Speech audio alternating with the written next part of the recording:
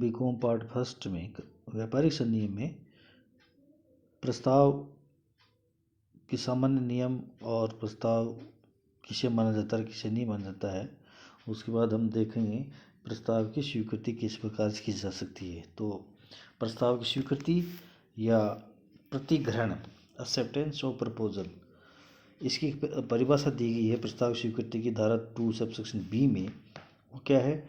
वह व्यक्ति जिसके समक्ष प्रस्ताव किया गया है प्रस्ताव के प्रति अपनी सहमति प्रकट कर देता है तो प्रस्ताव स्वीकृत हुआ समझा जाता है। यानी जब एक बार प्रस्ताव स्वीकृत हो जाता है और उसमें वेद अनुबंध के सारे लक्षण हैं तो वह स्वीकृत प्रस्ताव जो है वचन बन जाता है, अर्थात अनुबंध की श्रेणी में आ जाता है। यानी दो पक्षकारों के बीच में एक अनुबंध हो जाता है। अनुबंध सकारात्मक नकारात्मक हो सकता है, ये स्पष्ट या गर्भित हो सकता है, ये सब बातें हम चर्चा कर चुके हैं।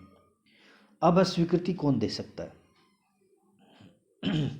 दो परिस्थितियाँ इसमें। एक तो मैंने दो प्रकार के प्रस्ताव बताए थे, किसमें स्वीकृता के पॉइंट ऑफ व्यू से प्रस्ताव दो प्रकार का था, एक तो सामान्य प्रस्ताव और एक विशिष्ट प्रस्ताव। अगर विशिष्ट प्रस्ताव की चर्चा करें तो विशिष्ट प्रस्ताव केवल उसी व्यक्ति द्वारा स्वीकृत किया जा सकता है जिस व्यक्ति को प्रस्ताव किया गया है उसके स्थान पर कोई अन्य व्यक्ति यदि उस प्रस्ताव को स्वीकार करता है तो वह अनुबंध नहीं बनेगा। बोल्टन एंड जोन्स के मामले में 1857 में न्यायालय ने एक व्यवस्था दी थी। उस व्यवस्था के तहत ये नियम है कि विशिष्ट प्रस्ताव जो है विशिष्ट व्यक्ति द्वारा स्वीकृत किया जाएगा, नहीं कि उसके स्थान पर किसी अन्य व्यक्ति द्वारा। यदि अन्य व्यक्ति इसको स्वीकार कर भी लेता है तो वह वैधानिक अनुबंध नहीं बनेगा। दूसरा स्थिति थी साधारण या सामान्य प्रस्ताव। मैंने आपको बताया था कि सामान्य साधारण प्रस्ताव ओपन ऑफर होता है और उसे दुनिया का या विश्व का कोई व्यक्ति स्वीकार कर सकता है। यदि उसमें कोई शर्तें स्वीकार करने की दी तो उन शर्तों को पालना करके कोई व्यक्ति उसकी स्वीकृति दे सकता है। तो सामान्य प्रस्ताव को कोई भी व्यक्ति स्वीकार कर सकता है।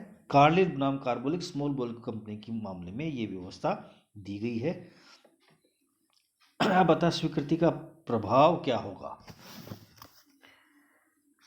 प्रभाव ये होगा कि जब स्वीकृति दे दी जाती है तो वह प्रस्ताव वचन बन जाता है, किंतु जब तक स्वीकृति नहीं जाती है प्रस्ताव का कोई महत्व नहीं है, प्रस्ताव शून्य माना जाता है। बिना प्रस्ताव की स्वीकृति के प्रस्ताव का कोई महत्व नहीं है। अकेला प्रस्ताव या अकेली स्वीकृति प्रभावहीन, अक्षम या शक्तिहीन होती है।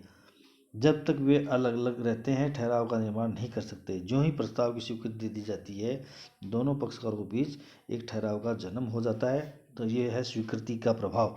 यानी स्वीकृति का प्रभाव वचन बन जाता है और दोनों पक्षकार उस अनुबंध में एक दूसरे के प्रति वचनों के लिए बाध्य होंगे। तो ये प्रस्ताव की स्वीकृति। अब प्रस्ताव की स्वीकृति के संबंध में कुछ वैधानिक नियम दिए हुए हैं।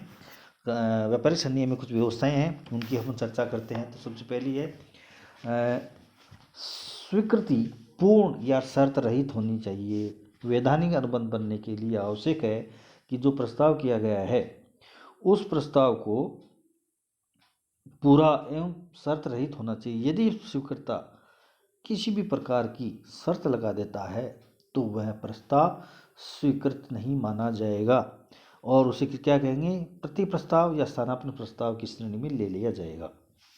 दूसरा, प्रस्ताव की स्वीकृति में प्रस्ताव की शर्तों की स्वीकृति भी शामिल है। यदि आपने कोई प्रस्ताव सामने किसी व्यक्ति के सामने प्रस्ताव आया है और उस प्रस्ताव के साथ कुछ शर्तें हैं तो यहाँ पर स्वीकृता को प्रस्ताव की स्वीकृति के साथ साथ उन स्वीकृतों की स्वीकृति भी देनी होगी या स्वीकृति के साथ में ये माना जाएगा कि उसने उन शर्तों की स्वीकृति भी प्रदान की है। बाद में वो ये नहीं कह सकता कि मैंने शर्तों की स्वीकृति नहीं दी है। अगर शर्तों की स्वीकृति नहीं दी जाती है तो वह अनुबंध नहीं बनेगा। इसके अलावा स्वीकृत प्रस्ताव में निश्चित की विधि के अनुसार होना चाहिए। यदि प्रस्ताव ने प्रस्ताव के साथ साथ ये शर्त लगा दी है कि स्वीकृति किस प्रकार से दी जाएगी, कोई शर्त है उसकी या कोई तरीका तय किया है तो उस तरीके से ही स्वीकृति दी जानी चाहिए। उसमें यह हो सकता है कि जैसे मान लो ए ने बी को कोई प्रस्ताव किया कि वह स्वीकृति देता है तो तीसरे पक्षकार को किसी निर्धारित व्यक्ति को इसकी सूचना दे दे पत्र द्वारा सूचना दे दे।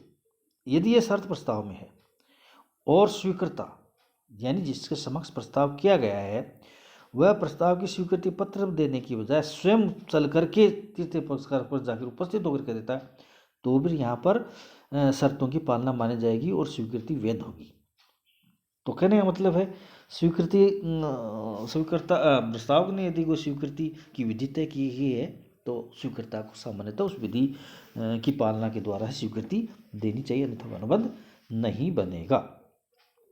निश्चित विधि के अभाव में उचित या प्रचलित विधि, यदि प्रस्तावक ने स्वीकृति की कोई ढंग या विधि तय नहीं की है तो सामान्यतः जो प्रचलित विधि है उस विधि के अनुसार जो है वो स्वीकृति दी जाती है। सामान्य तौर पर टेलीफोन पे तुरंत हो जाती है, पत्र द्वारा होती है, और आजकल तो मेल जो है वो चल रहा है तो मेल के द्वारा आजकल जो है स्वीकृति प्रस्ताव में स्वीकृति हो जाती है। तो सामान्यतः ये प्रचलित विधियाँ हैं। स्वीकृति निर्धारित समय पर दी जानी चाहिए। समय बहुत इंपॉर्टेंट है। प्रस्ताव ने यदि कोई समय तय कर दिया है तो उस समय के अंतर्गत स्वीकृता को स्वीकृति देनी चाहिए। यदि समय तय नहीं किया है तो उचित समय पर स्वीकृति देनी चाहिए। उचित समय क्या होगा ये उस प्रस्ताव की प्रकृति और नेचर पर निर्भर करेगा, परिस्थितियों पर निर्भर करेगा कि कितने समय में स्वीकृति। सामान्यतः 3-4 महीने बाद में दी गई स्वीकृति का कोई महत्व नहीं माना जाता, लेकिन फिर भी जब मामला न्यायालय में आता है तो ये देखा जाता है कि प्रस्ताव क्या था, किस प्रकृति का था और परिस्थितियाँ कितनी बदल सकती हैं समय के अनुसार। उस अनुसार देखा जाता है कि स्वीकृति कितनी जल्दी किस समय में दी जानी चाहिए थी। स्वीकृति प्रस्ताव की शर्तों का निष्पादन करके भी दी जा सकती है।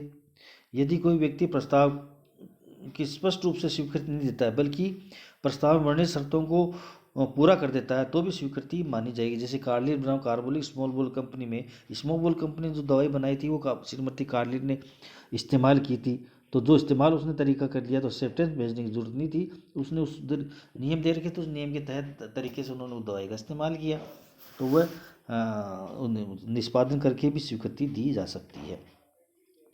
इसके अलावा स्वीकृति स्पष्ट या गर्भित हो सकती है, ये पहले चर्चा कर चुके हैं। जैसे प्रस्ताव जो स्पष्ट गर्भित होता है वैसे ही स्वीकृति भी स्पष्ट रूप में उच्चारण करके शब्दों को बोल करके की जा सकती है या आचरण द्वारा भी गर्भित स्वीकृति दी जा सकती है। इसके अलावा प्रस्ताव की जानकारी के बिना स्वीकृति देना बेकार है। लालमन शुक्ल बनाम गौरदत्त के मामले में ये व्यवस्था दी गई थी कि जब तक स्वीकृता की प्रस्ताव की जानकारी नहीं होगी तो उसकी स्वीकृति को मान्य नहीं किया जाएगा।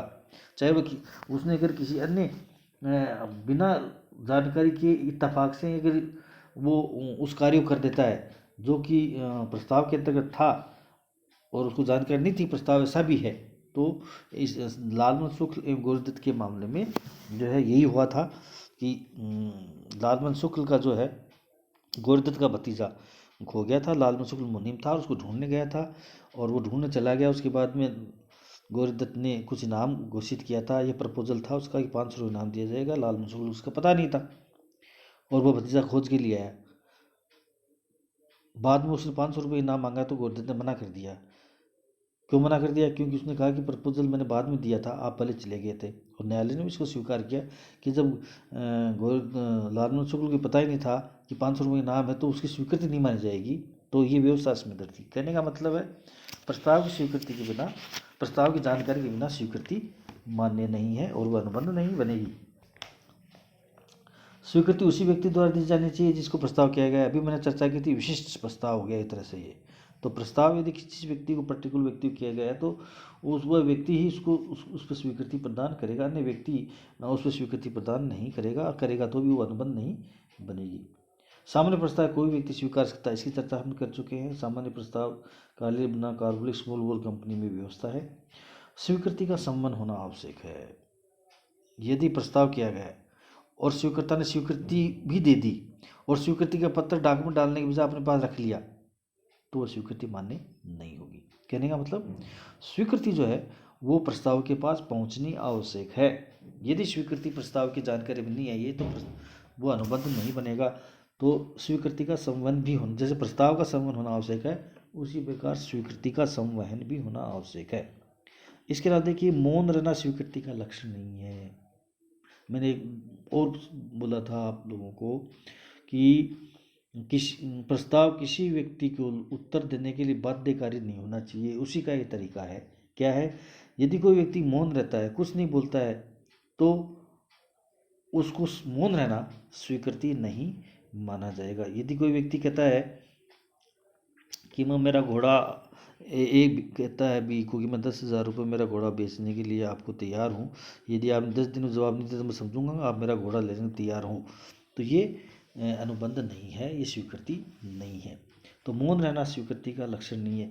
कभी कभी क्या मौन रहना स्वीकृति का लक्षण होता भी है, तो वो परिस्थितियाँ अलग होती हैं, लेकिन सामान्य तौर पर मौन रहना स्वीकृति का लक्षण नहीं माना जाएगा। मौन रहना, ये पहले अपन चर्चा कर चुके। मौन रहना जो है, आगे इसको चर्चा करेंगे। कभी कभी मौन रहना बोलने के बराबर होता है, और उस परिस्थिति में मौन रहना स्वीकृति के समान माना जाएगा। इसकी चर्चा हम आगे करें।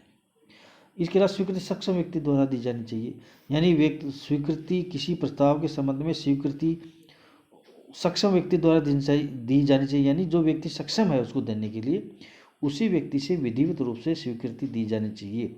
यदि कोई व्यक्ति स्वीकृता की मानस या उसकी बातों से ये भाव करके ये स्वीकृति दे रहा है, प्रस्ताव को ये बता देता है कि वो स्वीकृति देगा या देने जा रहा है, या उसकी मंशा थी, तो भी वो यहाँ पर प्रस्ताव की स्वीकृति नहीं मानी जाएगी। जिस व्यक्ति को एक्चुअल में स्वीकृति देनी है, यदि वो जब तक स्वीकृति विधिवत रूप से नहीं देता तब तक वह अनुबंध नहीं बनेगा। इसके अलावा स्वीकृति प्रस्ताव में औपचारिक अनुबंध की शर्तों के आधार पर स्वीकृति दी जाती है तो वैध नहीं मानी जाएगी। यदि स्वीकृता प्रस्ताव के संबंध में ये कहता है कि ठीक है हम देखते हैं यार, बाद में इस प्रस्ताव के संबंध में अनुबंध हम बाद में करेंगे, मैं अभी इसमें सहमत हूँ, लेकिन इसका हम बैठ करके अनुबंध करेंगे, तो ये जो है स्वीकृति मान्य नहीं होगी। इसमें एक शर्त लग गई है और इसलिए ये स्वीकृति पूर्ण नहीं मानी जाएगी। तो ये है स्वीकृति के संबंध में कुछ वैधानिक नियम है जिनकी पालना आवश्यक है। ये सब चीज़ें अनुबंध का विवाद उत्पन्न होने पर या दो पक्षों के बीच में वाद प्रस्तुत होने पर इन चीज़ों को बहुत गंभीरता से देखा जाता है, और ये देखा जाता है कि अनुबंध की प्रकृति क्या थी, उसमें क्या निर्णय किया जाना चाहिए। तो ये है प्रस्ताव की स्वीकृति के संबंधी या प्रतिग्रहण, एक्सेप्टेंस और प्रपोजल की कुछ व्यवस्थाएं, नियम। अब हम देखेंगे कम्युनिकेशन और प्रपोजल, प्रस्ताव का संवहन या सह सूचना जिसको कहते हैं, और स्वीकृति के संवहन और सह सूचना क्या है, ये हम अगले अध्याय में देखेंगे।